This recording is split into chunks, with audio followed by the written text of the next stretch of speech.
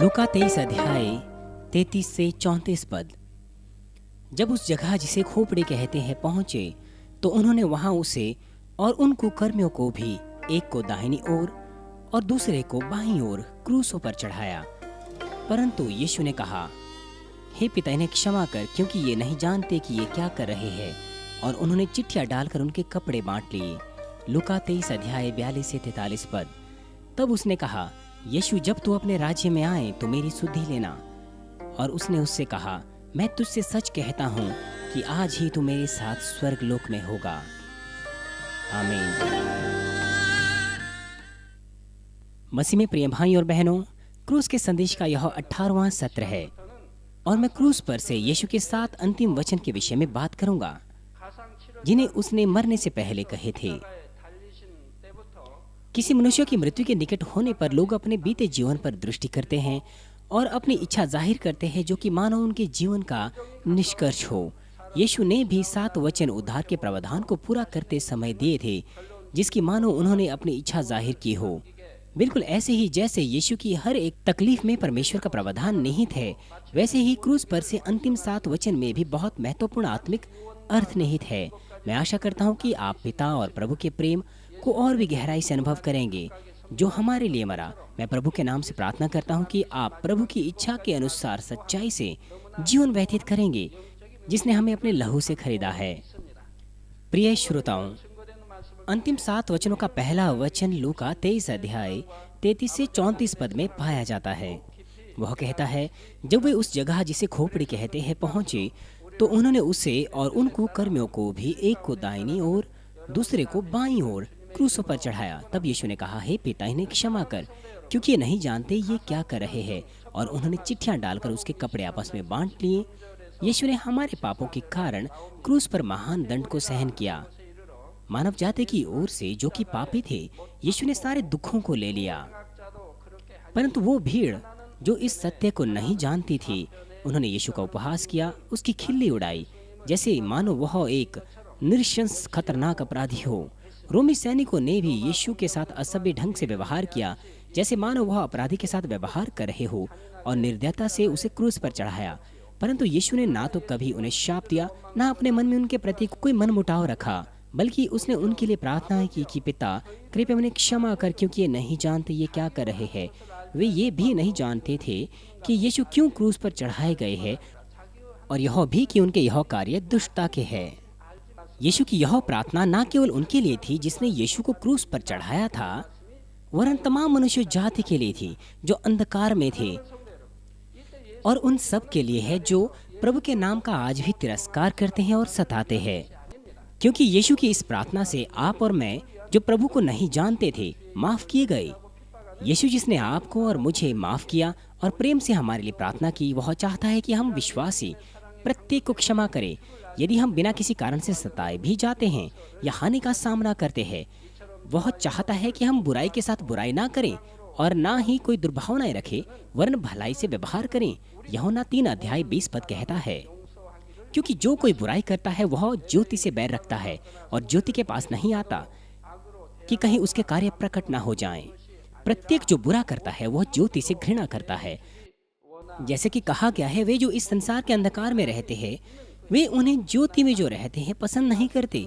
वे नहीं चाहते कि उनकी बुराई ज्योति के द्वारा प्रदर्शित हो जाए, और उसके कारण उन्हें पछतावा होता है। इसी कारण जब आप पूरे शब्द को रखने की कोशिश करते हैं और अधार्मिकता से समझौता नहीं करना चाहते, तो कुछ लोग आपको सताते हैं। मत्ती 10 अध्याय 22 पद भी कहता है, मेरे नाम अर्थात हमारे प्रभु यीशु मसीह के नाम के लिए सब तुमसे घृणा करेंगे, और जो अंत तक धीरज धरेगा उसी का उद्धार होगा। प्रभु उन्हें बता रहे थे कि उनके चेलों को संसार भर में प्रभु के नाम से घृणा सहनी पड़ेगी, क्योंकि शत्रु, दुष्ट और शैतान सुसमाचार प्रचार करने से और लोगों को उद्धार पाए जाने से घृणा करता है। वे दुष्ट लोगों को, प्रचारकों को सताने के लिए भड़काते हैं, विश्वासियों को उनके विश्वास से भटकाते हैं और निरुत्साह करने के लिए दुष्ट संसारिक लोगों के द्वारा कठिनाई का समय देता है। क्या आपका भी ऐसा अनुभव है? तब आपने उन लोगों के साथ क्या व्यवहार किया जिन्होंने आपको सताया? संसारिक मनुष्य उनके साथ बुरा व्यवहार करते हैं जो उनके साथ बुराई करते हैं, परंतु परमेश्वर हमसे चाहता है कि हम प्रेम करें, सबको क्षमा करें। यीशु ने सब पापियों को प्रेम किया, उनको भी जिन्होंने उसे क्रूस पर चढ़ाया और उनके लिए अपना प्राण दे दिया। मत्ती 5 अध्याय 44 से 45 पद कहता है, परंतु मैं तुमसे कहता हूँ कि अपने शत्रुओं से प्रेम रखो और जो तुम्हें सताते हैं उनके लिए प्रार्थना करो, जिससे तुम अपने स्वर्गीय पिता के संतान बन सको, क्योंकि वह अपना सूर्य भलों और बुरों दोनों पर उदय करता है और धर्मी और अधर्मी दोनों पर मेंह बरसाता है।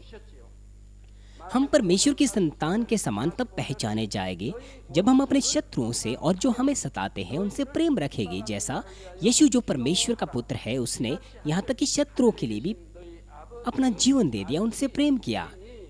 तब हम शत्रु, दुष्ट और शैतान के दास जैसे नहीं पहचाने जाएंगे जो घृणा और आशंका को जन्म देता है, परंतु परमेश्वर की संतान के समान। परंतु क्या आपने अपने पड़ोसी, अपने भाइयों से, जबकि वे आपके शत्रु भी नहीं हैं, घृणा नहीं करते? क्या आपने नहीं सोचा कि मैं उससे कोई संबंध नहीं रखना चाहता?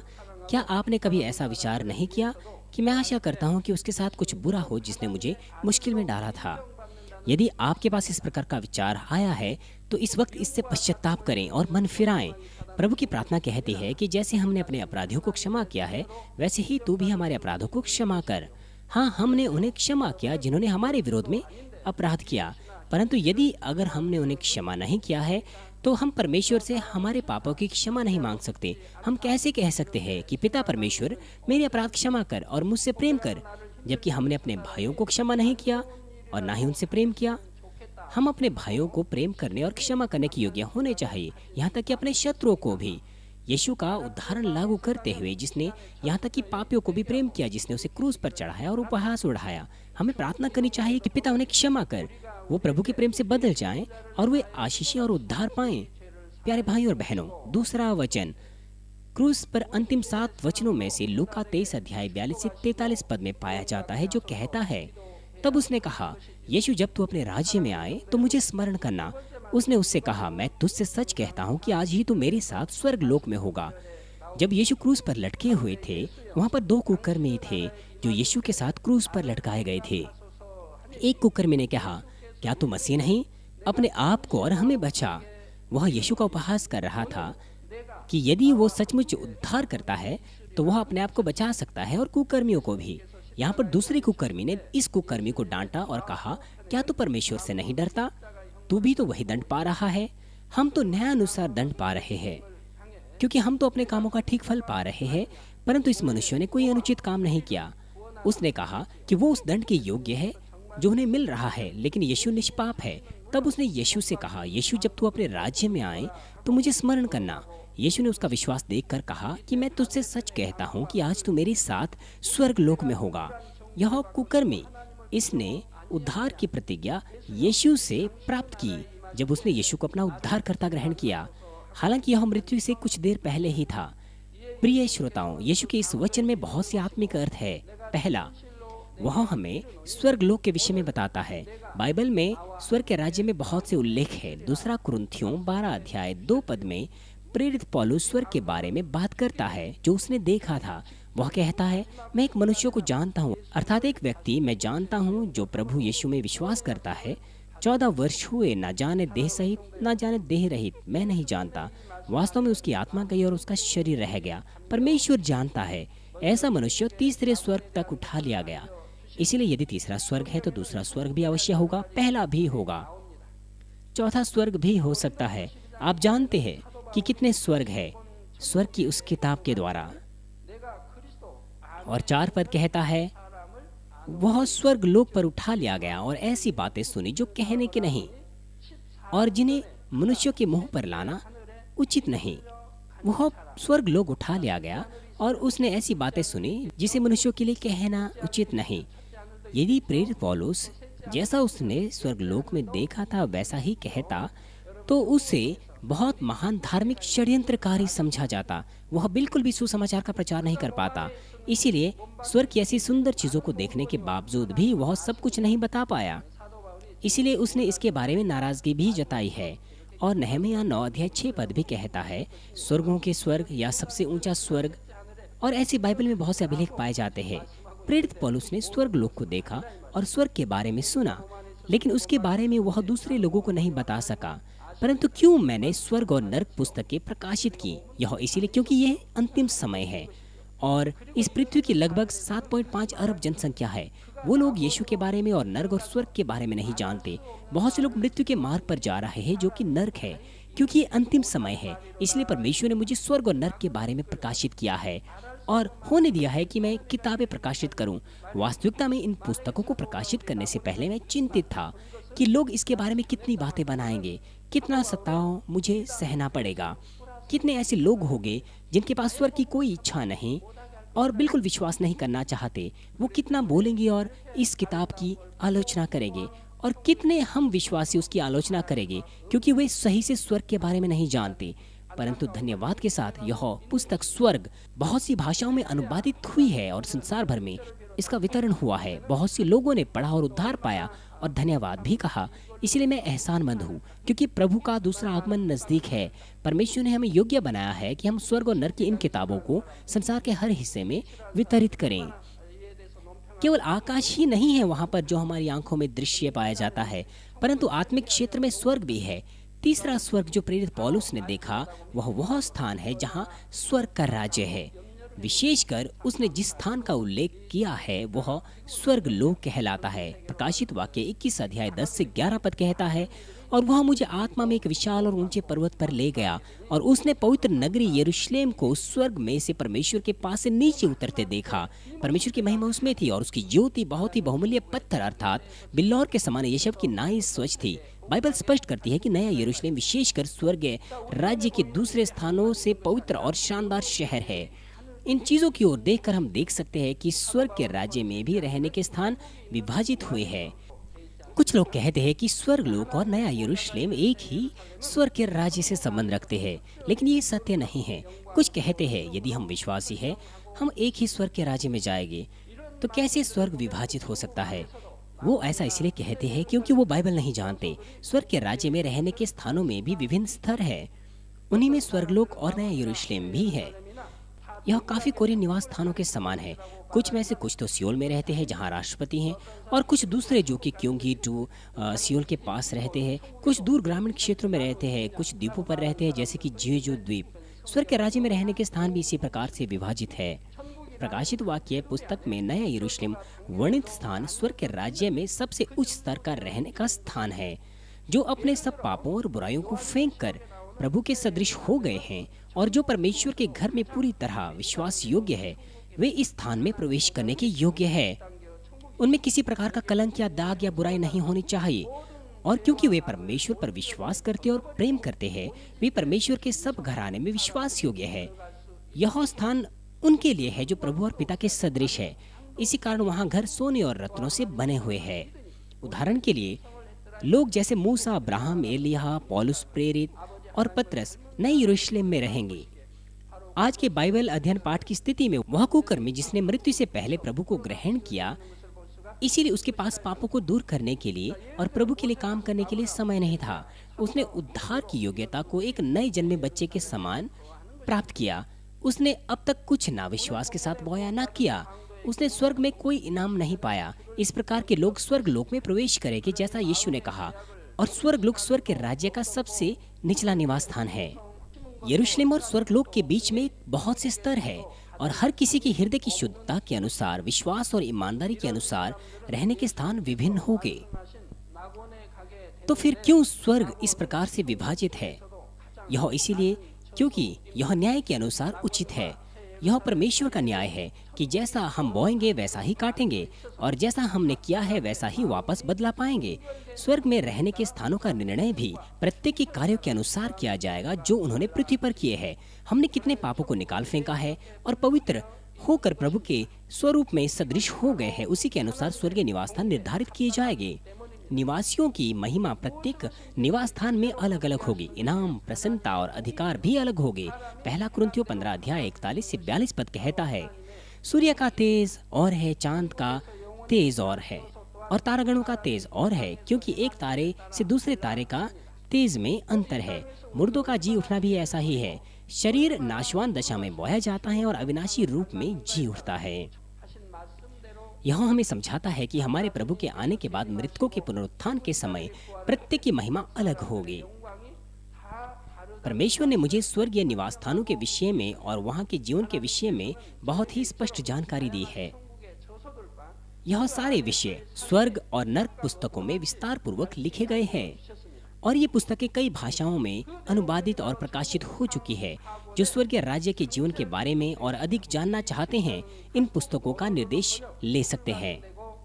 मसीह में प्रिय भाई और बहनों, यदि आप में सचमुच विश्वास है, आपको यह नहीं सोचना चाहिए कि मैं केवल उद्धार पाकर साधारण जीवन जी सकता हूँ, लेकिन आपको अच्छे बेहतर स्वर्गीय निवास स्थानों में जाने की लालसा रखनी चाहिए। आपको यह पता होना चाहिए कि आपको एक समझौते वाला मसीह जीवन नहीं जीना चाहिए।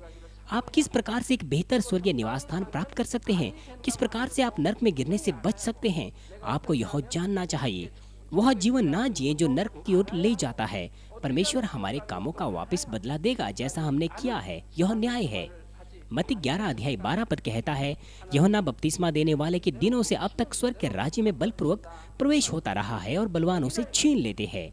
यहाँ बलपूर्वक छीन लेना, इसका अर्थ यह है कि हम बेहतर स्वर्गीय राज्य में जाने की योग्यता तब प्राप्त करते हैं जिस सीमा तक हम पापों के विरोध में संघर्ष करते हैं और प्रभु के सदृश होते हैं।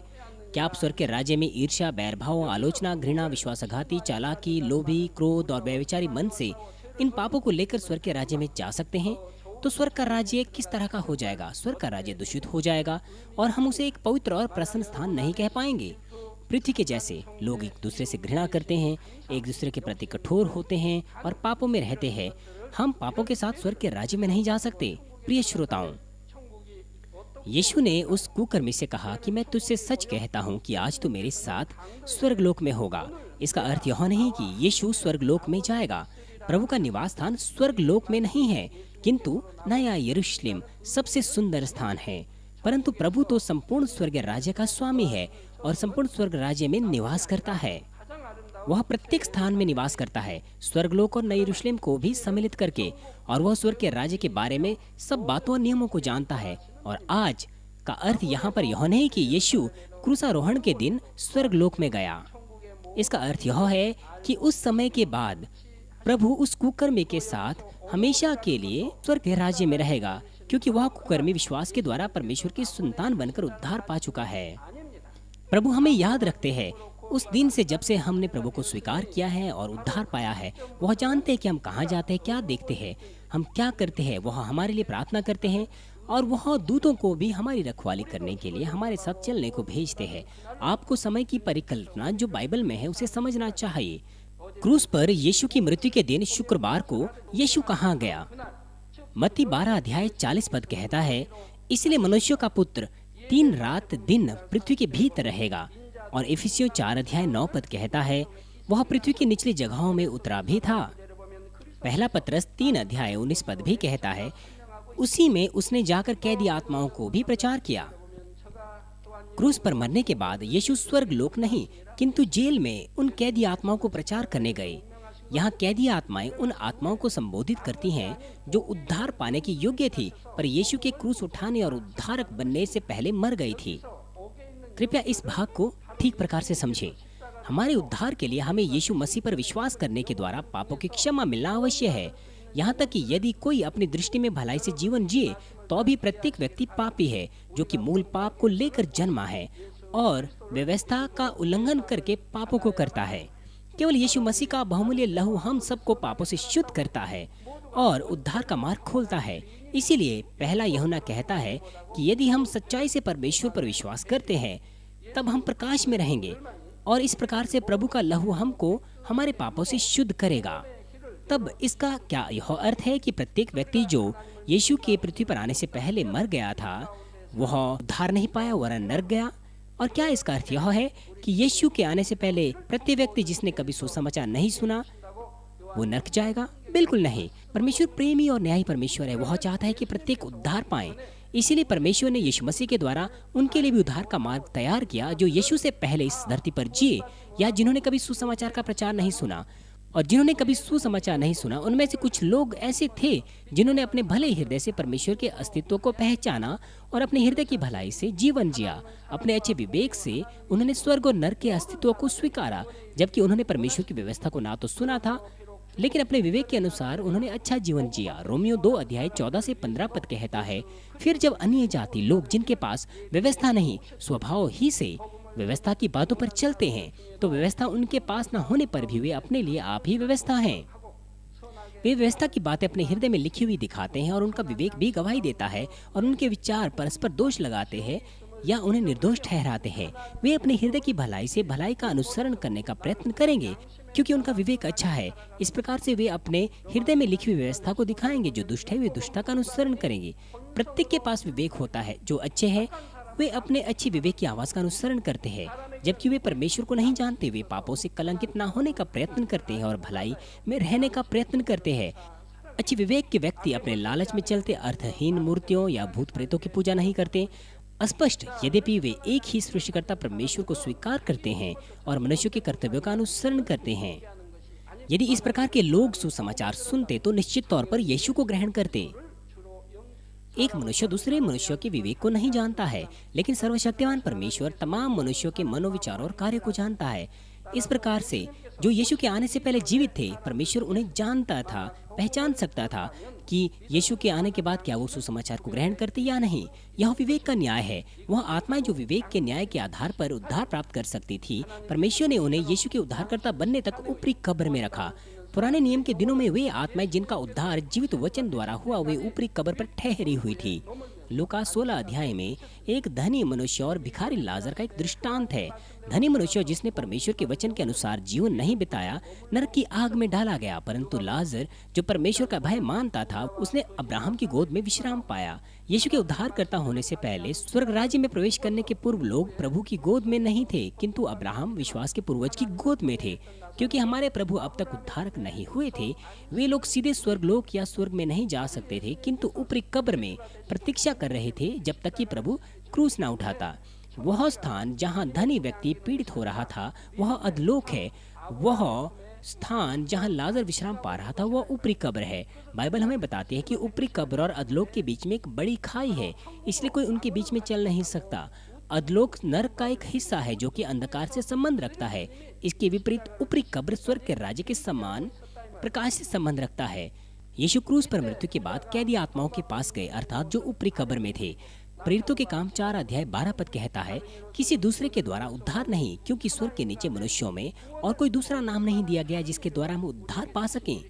क्रूस के संदेश के आरंभ में आप पहले सुन चुके हैं कि क्यों हमने केवल यीशु मसीह के नाम से उद्धार पाया है। जैसे कि कहा गया, आपको उद्धार का मार्ग यीशु मसीह का प्रचार उन्हें करना है, वे जिनका प्रभु के बहुमूल्य नाम और लहू के द्वारा उद्धार प्राप्त होना बाकी था, जो उसके पुनरुत्थान से पहले मर गए थे, वे ऊपरी कब्र में रखे गए थे। क्योंकि प्रत्येक व्यक्ति जिनका उद्धार होता है, उनका उद्धार केवल तभी होता है जब उनके पाप यीशु के लहू के द्वारा धुल जाते हैं। अब्राहम वहाँ का प्रधान है और परमेश्वर ने उन्हें अब्राहम की ओर विश्राम करने की अनुमति दी है। तब प्रभु कैदी आत्माओं के पास गए और प्रचार किया कि वह उद्धार करता है, क्योंकि वे अच्छे मनुष्यों की आत्माएं थी जिनका उद्धार हो सकता था। उन सब ने सुसमाचार सुना और प्रभु को उस क्षण ग्रहण किया जबकि ये कैद में थे, अर्थात ऊपरी कब्र में। इन लोगों ने पहले से ही भविष्यद्वक्ताओं और यीशु के चेलों के द्वारा सुसमाचार सुन लिया था। यहाँ पुराने नियम के भविष्यद्वक्ता सम्मिलित है, जैसे अब्राहम और मूसा और यीशु के चेलों के द्वारा, और दूसरे भी जो वास्तव में यीशु के गवाह थे और क्रूस की साक्षी देने के योग्य थे। इसलिए वे पहले से ही इन बातों को जानते थे। इसलिए जब प्रभु उनके पास गए, उन सबों ने तुरंत प्रभु को ग्रहण किया। इस समय वो आत्माएं जो ऊपरी कब्र पर थी, उन्होंने यीशु को ग्रहण किया और अपने पापों से उन्होंने मुक्ति पाई और वो बचाए गए। आइए मैं आपको इस संदेश का निष्कर्ष दूंगा। मसीह में प्रिय भाई और बहनों, मैंने क्रूस के अंतिम 7 वचनों में से पहले और दूसरे वचन के विषय में प्रचार किया। पहले, पिता इन्हें क्षमा कर, ये नहीं जानते ये क्या कर रहे हैं।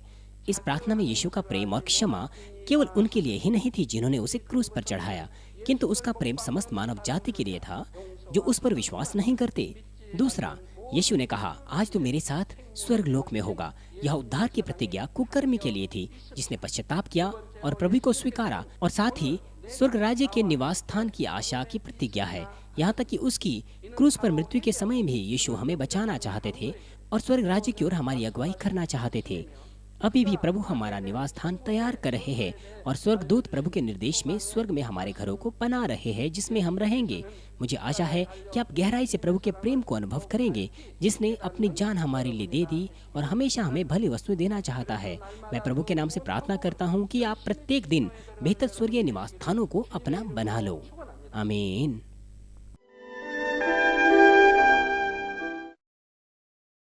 हालेलुया। सर्वशक्तिमान प्रेमी पिता परमेश्वर, कृपया अपना हाथ तमाम भाइयों और बहनों पर रखें जो यहाँ पर इस प्रार्थना को ग्रहण कर रहे हैं। उनके हृदय में विश्वास को बोइए और उनके नकारात्मक विचार और शक को दूर कीजिए। तमाम क्लेश और आजमाइशें उन्हें छोड़ के चले जाएं। पवित्र आत्मा की आग के द्वारा सिर से लेकर पैर तक उनके तमाम बीमार और दर्द भरे अंगों को जला दीजिए। यीशु मसीह के नाम से मैं आज्ञा देता हूँ, शत्रु दुष्ट और शैतान, तमाम बीमारियां, रोगाणु, विषाणु और निर्बलताएं दूर हो। ज्योति उन पर चमके। उनके तमाम असाध्य और अंतकारी रोग पवित्र आत्मा की आग के द्वारा झुलसा दीजिए। तमाम प्रकार की महामारियां, मलेरिया सहित जला दीजिए। तमाम संक्रामक रोग, जुकाम, बुखार उनसे दूर हो। पिता, उन्हें तमाम प्रकार के रोगाणुओं और विषाणुओं से सुरक्षा दीजिए। उन्हें तमाम प्रकार के कैंसर, पेट के कैंसर, फेफड़े के कैंसर, जिगर के कैंसर, छाती के कैंसर, गर्भ के कैंसर और आंतों के कैंसर से चंगा कीजिए। और तमाम दूसरी बीमारियां जैसे कि एड्स, ल्यूकेमिया, दिमागी रक्तघात, उच्च रक्तचाप, धीमा रक्तचाप, हृदय के रोग, फेफड़े के रोग, स्त्री रोग, थायराइड के रोग और तमाम सूजन और जलन दूर हो। पोलियो, लकवा, गठिया और आंत के रोगों से वे चंगे हो जाएं। तमाम प्रकार के दर्द उनसे दूर हो। पीठ दर्द, सिर दर्द और मानसिक दर्द सहित मिर्गी, स्वलीनता, उदासी, तंत्रिका रोग और तमाम दूसरी मानसिक बीमारियों से वे आजाद हो जाए। तमाम प्रकार के लकवे से वे खुल जाएं, उठे, चले और वे कूदे। वे अच्छी आंखों की दृष्टि प्राप्त करें और अच्छी सुनने की शक्ति प्राप्त करें। अंधे देखने लगे, बहरे सुनने लगे और गूंगे बोलने लगे। दुर्घटना के तमाम दुष्प्रभावों को ठीक कीजिए। उनकी टूटी हड्डियां ठीक कीजिए। उन्हें जलन से ठीक कीजिए। जलन और दहन संवेदना उनसे दूर हो। तमाम प्रकार की नशे की लत से और पदार्थ के इस्तेमाल से साफ हो जाओ। पिता, मृतक कोशिकाओं, उत्तकों और तंत्रिकाओं को फिर से ठीक कीजिए और मृतकों को जिला दीजिए। उन्हें आशीष दीजिए गर्भधारण की। पिता, उन्हें गर्भधारण की आशीष दीजिए। यीशु मसीह के नाम से मैं आज्ञा देता हूँ, शत्रु, दुष्ट और शैतान, हवाओं के शासक, बुरी सेनाएं और उनके दास उनसे दूर हो। बुरी आत्माएं, अशुद्ध आत्माएं, धोखे की आत्माएं, झूठ की आत्माएं, अलग करने वाली आत्माएं और तमाम अंधकार के बल दूर हो। दुष्टता के तमाम बंधन खुल जाएं, उनसे दूर हो। ज्योति आ जाए। पिता परमेश्वर, उन्हें ताकत दीजिए कि वे प्रार्थनाओं में पुकारें। पापों को दूर करने की उन्हें सामर्थ्य दीजिए और वे पवित्र हो जाएं। वे भले स्वस्थ में बने रहें जब उनका प्राण समृद्ध होता है। उनके परिवारों में भी सुसमाचार का प्रचार किया जाए। उन्हें सुरक्षा दीजिए तमाम प्रकार की दुर्घटनाओं और विपत्तियों से। अपने बच्चों को, उनके घर, कार्यशालाओं और व्यापारों को सुरक्षा दीजिए। पवित्र आत्मा की आग की दीवार से, स्वर्गीय सेना, स्वर्गदूतों और अपनी धधकती आंखों के द्वारा। पिता परमेश्वर, आपका धन्यवाद। सारी महिमा केवल आपको मिले। हमारे प्रभु यीशु मसीह के नाम से मैं प्रार्थना करता हूँ। आमीन।